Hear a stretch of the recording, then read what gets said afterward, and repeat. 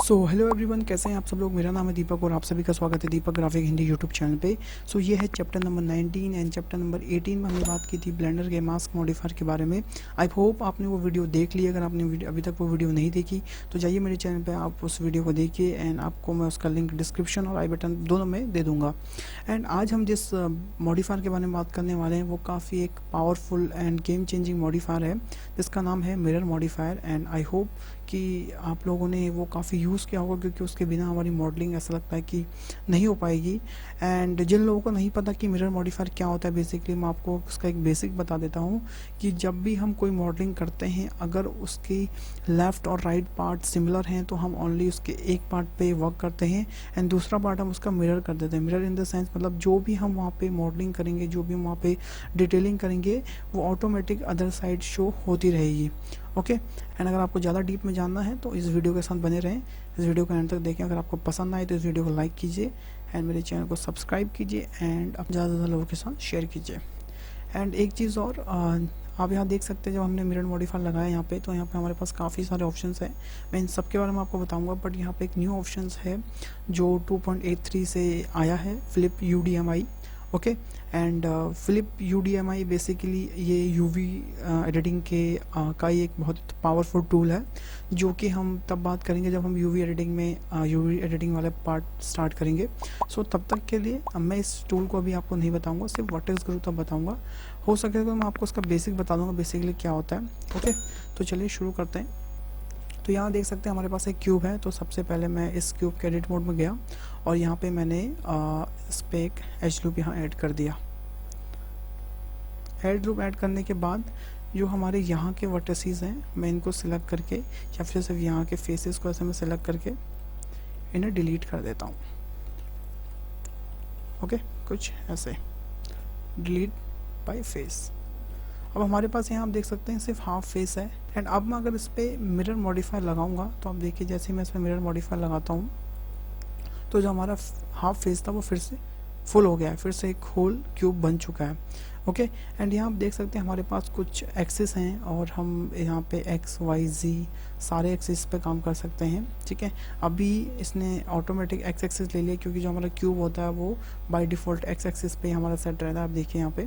Okay, तो इसलिए इसने X एक्सिस है, इसने ऑटोमेटिक ले लिया। अगर हमारे पास कोई Y एक्सिस की एंगल होता तो वो हमको Y एक्सिस करना पड़ता, Z होता तो हमें Z करना पड़ता। और सबसे बड़ी बात है कि हम इसमें सारे एक्सिस यूज़ कर सकते हैं। और वो कैसे यूज़ कर सकते हैं मैं आपको बताता हूँ। तो फिर से मैं इसके एडिट मोड में गया और यहाँ पे मैंने एक और एज लूप यहाँ पे ऐड किया और एक एज लूप यहाँ पे मैंने ऐड कर दिया।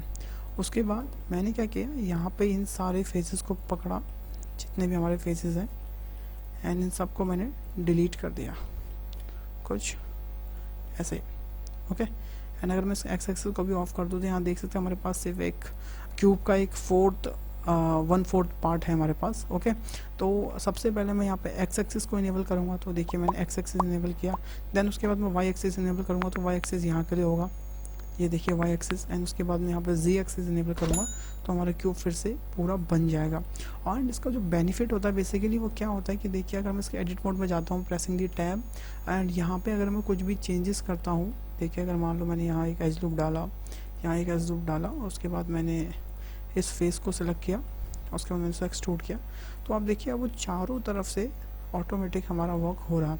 हमें बार बार हर फेस पे जाके वही चीज़ नहीं करनी पड़ेगी एक्सट्रूड। एंड इसमें क्या होता है कि हम पे इक्वल साइज़ रहता है सारी फेसेस का एंड इक्वल डिस्टेंस रहता है। अब देखिए अगर मैंने यहाँ पे एक्सट्रूड किया, देन स्केल किया, देन उसके बाद फिर मैंने उसको एक्सट्रूड किया, तो अब देखिए हमारे पास एक अच्छा खासा एक सिमेट्री में ऑटोमेटिक सब कुछ बन रहा है। ओके, तो ऐसे भी हम इसको यूज़ कर सकते हैं एंड ये यूज़ है इन एक्सेस का बेसिकली। ओके, तो आप समझ गए कि एक्सेस को हम कैसे यूज़ कर सकते हैं। हम सिंगल एक्सेस भी यूज़ कर सकते हैं एंड हम तीनों एक्सेस भी यूज़ कर सकते हैं।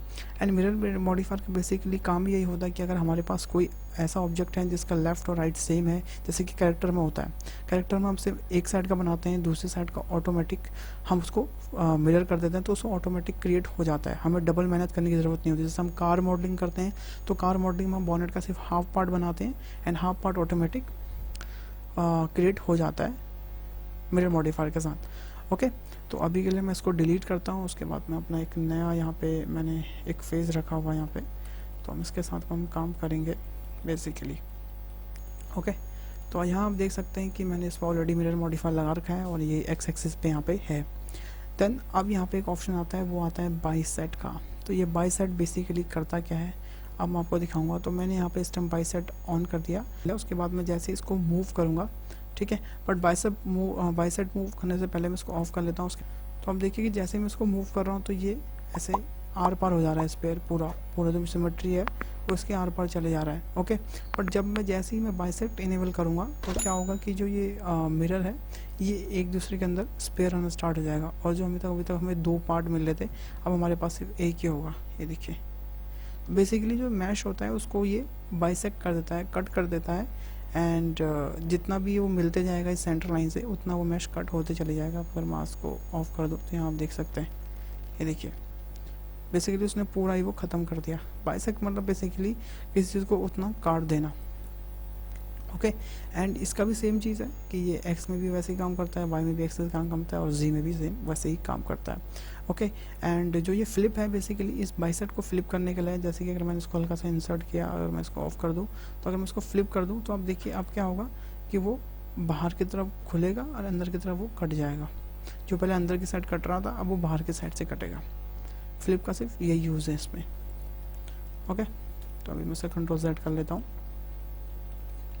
तो आप ये समझ गए, एक्सिस बेसिकली डिफाइन करता है हमें कौन सा एक्सिस पे मिरर करना है। बाइसेक्ट बेसिकली क्या करता है कि हमारा जो ऑब्जेक्ट है उसको कट कर देता है। एंड मुझे वैसे इसका यूज़ अभी तक कुछ समझ में आया नहीं, ना मैंने इसको ज़्यादा यूज़ किया है, बट हाँ इसका बेसिक यूज़ यही होता है कि हमारा जो मिरर है उसको इक्वल साइज़ में कट करने के लिए हम इसको ऐसे यूज़ कर सकते हैं। ओके, एंड फ्लिप में क्या होता है कि वो उल्टा हो जाता है। तो फिलहाल के लिए मैं बाइसेक्ट ऑफ कर रहा हूँ। देन हमारे पास जो नेक्स्ट ऑप्शन आता है वो है मिरर ऑब्जेक्ट। तो मिरर ऑब्जेक्ट बेसिकली कैसे काम करता है, तो उसके लिए मैं क्या करूँगा, यहाँ पे एक एम्प्टी ले लूँगा, एंड मैं आपको बता देता हूँ कि एम्प्टी बेसिकली होते क्या हैं। तो एम्प्टी एज अ कंट्रोलर काम करते हैं यहाँ पे ब्लेंडर में। ओके, कंट्रोलर कैसे, एम्प्टी ऐसा एक कंट्रोलर होता है जिसके थ्रू हम एक फिजिकल ऑब्जेक्ट बना लेते हैं जो रेंडर नहीं होता, मतलब उसे हम रेंडर नहीं कर सकते, पर वो एज अ फिजिकल ऑब्जेक्ट यहाँ पे काम करता है। जैसे कि मैं अभी आपको करके दिखाऊंगा। तो मैंने यहाँ पे एक प्लेन ले लिया ऐसा कुछ, ठीक है, एंड देन उसके बाद मिरर मॉडिफायर में गया और यहाँ पे इसने बोला कि मिरर ऑब्जेक्ट लो, तो मैंने यहाँ मिरर पर जाके इस एम्प्टी को सिलेक्ट कर लिया। अब क्या होगा कि जैसे भी मैं इस एम्प्टी को मूव करूँगा तो देखिए मिरर उसके अकॉर्डिंग मूव हो रहा है, यहाँ भी मैं मूव करूँगा, ठीक है। अभी हमारा एक्स एक्सिस पर हमने सेट कर रखा है तो इसलिए वो सिर्फ एक्स एक्सिस पे ही मूव होगा। ये देखिए, तो अभी तक जो हमारा जो मिरर था वो 3D कर्सर के हिसाब से, मतलब जो उसका ओरिजिन पॉइंट है उसके हिसाब से हो रहा था, अब वो एक मिरर के हिसाब से हो रहा है। जहाँ भी हमारा मिरर जा रहा है वो उसका एक सेंटर पॉइंट बन गया है। एंड मिरर करने के लिए आपको मैं एक चीज़ और बता दूं जो मुझे स्टार्टिंग में बता देनी चाहिए थी, कि हमारा जो सेंटर पॉइंट है, मतलब जो भी हमारा ऑब्जेक्ट है उसका जो हाफ सेंटर पॉइंट है वो एग्जैक्टली सेंटर पे ही ओरिजिन पॉइंट होना चाहिए। अगर वो ओरिजिन पॉइंट सेंटर पे नहीं हुआ तो आपका मिरर कभी परफेक्टली मिरर नहीं होगा, ठीक है। उसको करने के बहुत सारे तरीके हैं, हम ड्यूरिंग दी कोर्स करते रहेंगे, पर आप एक 3D कर्सर को बहुत अच्छे से यूज़ कर सकते हो, ठीक है, क्योंकि जब हम शिफ्ट एस प्रेस करते हैं तो हमारे पास यहाँ पे बहुत सारे ऑप्शंस खुल जाते हैं, जिसमें होता है कि cursor to selected, cursor to active. I think मैंने आपको समझाया भी है 2 या तीसरे चैप्टर में ये चीज़ सब, तो आप स्नैपिंग वाले चैप्टर में मैंने आपको ये चीज़ समझाई है, वहाँ से इसको देख सकते हैं, ठीक है। तो आप 3D कर्सर को एज अ ओरिजिन पॉइंट बना सकते हैं, जिससे कि हमारा जो मिरर है वो सिमेट्रिकल रहे, ठीक है। तो आप ये समझ गए कि हम किसी दूसरे ऑब्जेक्ट को भी एज अ मिरर ऑब्जेक्ट या मिरर ओरिजिन यूज़ कर सकते हैं, ठीक है। देन हमारे पास यहाँ पर एक ऑप्शन आता है, वो आता है क्लिपिंग का। तो ये क्लिपिंग बेसिकली क्या काम करता है तो वो मैं आपको बताता हूँ। तो मैं जैसे एडिट मोड में गया एंड उसके बाद मैंने इसको सिलेक्ट किया, तो अभी आप देख सकते हैं कि कभी कभी ऐसा होता है हम एडिटिंग करते हैं मॉडल में, एंड मॉडल में एडिटिंग करते करते हमारे जो मैश है वो ऐसे अंदर को स्पेयर हो जाता है। तो आप देखिए अभी ये मैश हिल गया, तो ये इसमें कुछ ऐसे अजीब सा ही कुछ हो गया, ये मतलब ये मैश मर्ज हो गया, तो बीच में जितना भी स्पेस था वो हिल गया हमारा। तो उसको बचाने के लिए, मतलब उसमें क्या होता है, मान लो हम ये वाला वर्टेक्स मूव कर रहे हैं, गलती से ये वाला मूव हो गया, तो उससे क्या होता है कि प्रॉब्लम क्रिएट होती है, एंड वो जो हमारा मिरर है वो ऐसे अंदर को बाइसेक्ट हो सकता है, जिससे हमारा मिरर पूरा ख़राब हो सकता है। तो उसको बचाने के लिए हम यहाँ पे क्लिपिंग का यूज़ करते हैं बेसिकली। अगर मैं यहाँ पे क्लिपिंग ऑन कर दूँ तो अब आप देखिए जो हमारा ये जो मैश है ये इसके बाहर नहीं जा रहा, देखिए इवन बाहर का ये वाला मैश है इसको भी यहाँ से बाहर नहीं जान दे रहा। तो ये बेसिकली क्या काम करता है कि जो हमारे एजेस हैं, जो वर्टिसेस हैं, उसको सिमेट्री लाइन से बाहर नहीं जान दे, जिससे हमारा जो मैश है वो ख़राब ना हो। आप देखिए ये हमारा बिल्कुल भी हिल नहीं रहा है। ओके, तो ऐसे काम करता है कुछ क्लिपिंग। एंड यहाँ पे एक ऑप्शन है वो है मर्ज का। सो मर्ज बेसिकली क्या काम करता है, अगर मैं इस मर्ज को डिसेबल कर दूँ यहाँ पे, तो आप देखिए जैसे मैंने मर्ज यहाँ पर डिसेबल किया तो आप यहाँ बीच में एक लाइन देख सकते हैं, काफ़ी शार्प लाइन है और सीम है बेसिकली ये, ठीक है। तो इसके आने के बहुत सारे चांसेस होते हैं, या तो आपकी जो मैश है वो परफेक्ट 90 डिग्री पे नहीं है, मतलब जो हमारा जो मिडल जो ये पार्ट है ये परफेक्टली स्ट्रेट नहीं है, इस वजह से भी ये गैप आते हैं।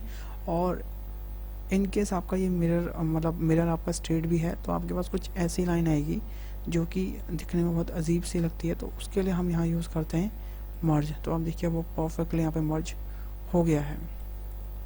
ओके, तो क्लिपिंग आप समझ गए, ऑब्जेक्ट मिरर मैंने आपको बता दिया, एंड मर्ज भी मैंने आपको बता दिया।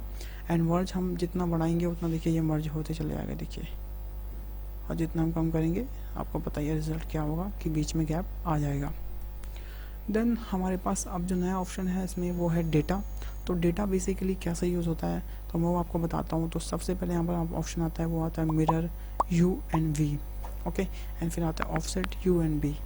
तो ये कैसे काम करता है उसके लिए मैं सबसे पहले जाऊँगा यूवी रीडिंग में, एंड यहाँ पे मैं इस आधे मैश को सिलेक्ट कर लूँगा ऐसे कुछ, ठीक है, मैं यहाँ पे कुछ ऐसे, ठीक है। तो अभी आप देख सकते हैं कि ये जो इधर वाला मैश है, ये जो इसका जो मिरर मैश है वो इसकी कॉपी है, मतलब जो टेक्सचर यहाँ पे शो हो रहा होगा वही टेक्सचर ये यहाँ पे भी शो करेगा, ठीक है। बट कुछ केसेस में ऐसा होता है कि हमें लेफ़्ट साइड में कुछ और टेक्सचर दिखाना होता है एंड राइट साइड में हमें कुछ और टेक्सचर दिखाना होता है, एंड मिरर में वो पॉसिबल नहीं हो पाता। तो उसके लिए ये ऑप्शन बनाए गए हैं। कौन से ऑप्शन? ये mirror U and V, okay. And ये काम कैसे करता है उसके लिए मैंने क्या किया है कि यहाँ पे मैंने एक टेक्सचर पे एक अलग से एक ऐसे क्रॉस बना दिया ताकि हमको डिफरेंस दिखे कि हम इसे कैसे यूज़ कर सकते हैं। तो सबसे पहले मैं क्या करूँगा, इस मिरर को यू कर दूँगा। तो आप देखिए जैसे मैंने इस मिरर को यू किया तो उसने इस मिरर को फ्लिप कर दिया एक तरह से, ओके। एंड फ्लिप करने के बाद आप देख सकते हैं हमारे पास इधर अलग टेक्सचर है एंड इधर अलग टेक्सचर है। तो बेसिकली उसने क्या किया, इस मिरर को एज इट इज़ फ्लिप कर दिया। फ्लिप इन द सेंस कि मतलब जो हमारा मैश है उसको मिरर मैश ना बना के उसने उसको एक एग्जैक्टली मैश बना दिया, तो इसलिए हमको ये टेक्सचर यहाँ दिखने लग गया। एंड सेम चीज़ अगर मैं यहाँ वी करूँगा तो आप देखिए कि वो चेंज होना ही है क्योंकि वो चीज़ तो सही है ही नहीं, ओके। तो अभी मैं यहाँ पे यू कर रहा हूँ क्योंकि हमको लेफ्ट हैंड साइड का चाहिए, हमें नीचे का साइड का नहीं चाहिए, तो इसलिए मैंने यहाँ पे यू पे क्लिक किया। एंड सेम चीज़ जो ये ऑफसेट यू एंड वी है ये यहाँ से आप इसको ऐसे मूव कर सकते हैं। देखिए अगर आपको अपना टेक्सचर मूव करना हो तो आप यहाँ से उसे मूव कर सकते हैं, ओके।